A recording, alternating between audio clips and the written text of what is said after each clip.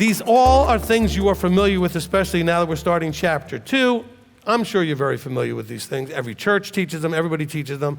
But are we embracing the actual doing of them?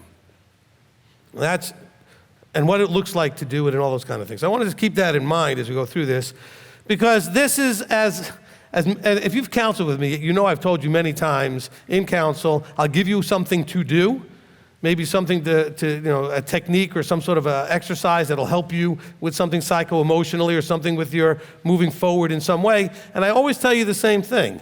It absolutely, what I just gave you, will work, but only if you do it. Everything in this book, the scriptures, will work, but only if you do it. It'll work exactly like he says. Guaranteed, take it to the bank, whatever, you know what I'm saying? It's guaranteed, but you have to apply it. You have to do it. I'm gonna meddle already. Look, only 3 minutes in and I'm gonna meddle already. Okay, look, you need to understand that as a married person, this is the married people. Single people, same thing, because you may get married someday. Never, ever, ever compare, especially in a negative way, your spouse to somebody else. Never, ever do that. Well, let's say you're the husband. Well, I see other wives, blah, blah, blah, blah, blah. Or how come you're not like this person, so-and-so's wife, she does this. And I've seen wives do that. How come you're not more like so-and-so's husband?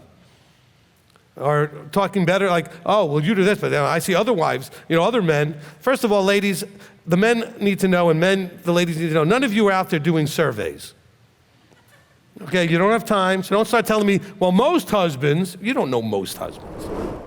But you may walk up and hear people talking in a certain way about certain other people and other things, and you hear Lashon Hara going on, you say, I probably don't need to be involved in this, I should probably leave. Notice I didn't say you should straighten them out and get them to stop. I said, don't you get involved. Now, it doesn't matter whether they're wealthy or poor, they could behave that way. There could be all kinds of things going on that you see. There could be drugs, they could be talking about or behaving in ways that are worldly in terms of sexually or other physical things that you should not be involved in. Don't judge them. You should want and love them. You should want Yahweh to eventually open them up. They repent, make teshuvah, get on the right path, and go in the right direction with you. Any Torah command that you break has the same penalty ultimately as any other. Okay, there's not cardinal sins and venial sins and whatever the Catholic Church invented. Okay? There's just sin. So breaking commandments, any commandment, we see examples even of like the man just went out to gather sticks. Now he wasn't innocently doing this. This was basically a rebellious act, and it's pretty clear in Numbers 15 that's what it is. Was given the penalty of death. And so this is the point. All who fall short, all of us are worthy of and have earned death. But Yeshua provides is a mitigation for that death if the speed with which you repent tells Abba a whole lot. In other words, you mess up and you get right on your face as soon as you realize you messed up. Or you mess up and it takes you hours, days, weeks sometimes. That tells him a lot about where you're at in your heart and in your mind, in your belief, in your, how rich is your belief. It tells him a lot about where you're still self-sovereign and prideful. See, David was a man after Yahweh's own heart because he owned when he was shown he was wrong. He owned it. He didn't point the finger at anybody. He said, yep, I'm wrong. I've sinned against Yahweh. I used to get this question a lot. Haven't gotten it in a while, but I used to get it all the time. The question would always be, how much of the old transferred into the new? And the answer is all of it. But you want to be dispensational and you want to figure out what's the least I have to do, and you want to not do all of it.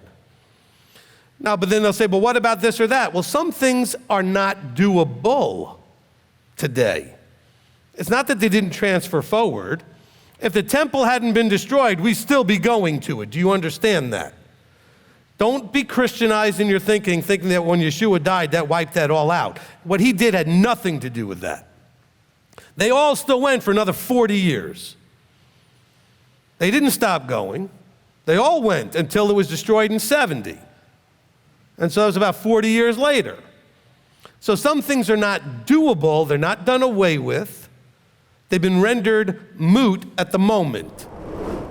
What we are dealing with, and I didn't understand this back then until I did the Are You Saved teaching, there are no salvation issues. There's only reward issues.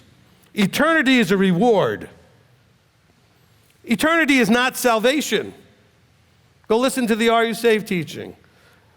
Getting changed from corruptible to incorruptible is a reward. It's not salvation. Salvation makes it possible for you to have the reward. There are only reward issues, and that's what he's talking about here. The crown of life is a reward for submission. Simple.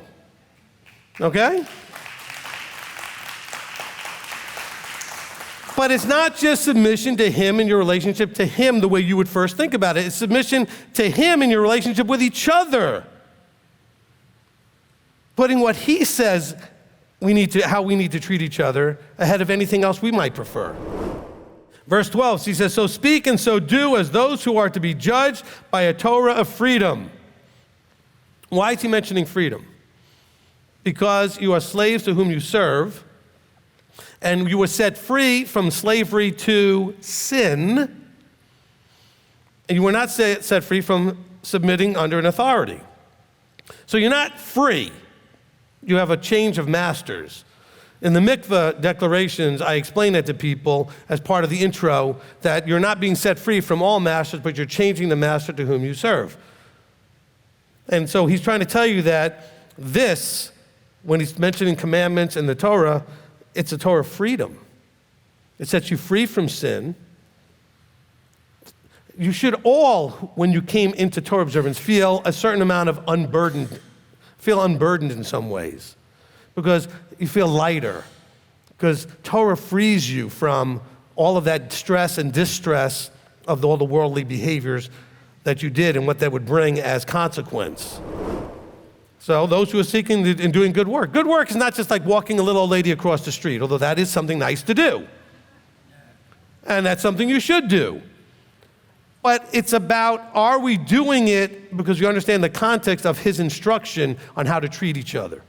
So then you're walking her across the street because you know you're supposed to show love, especially to the hoary-headed, the older ones, the gray-headed, the enfeebled, the ones who need help.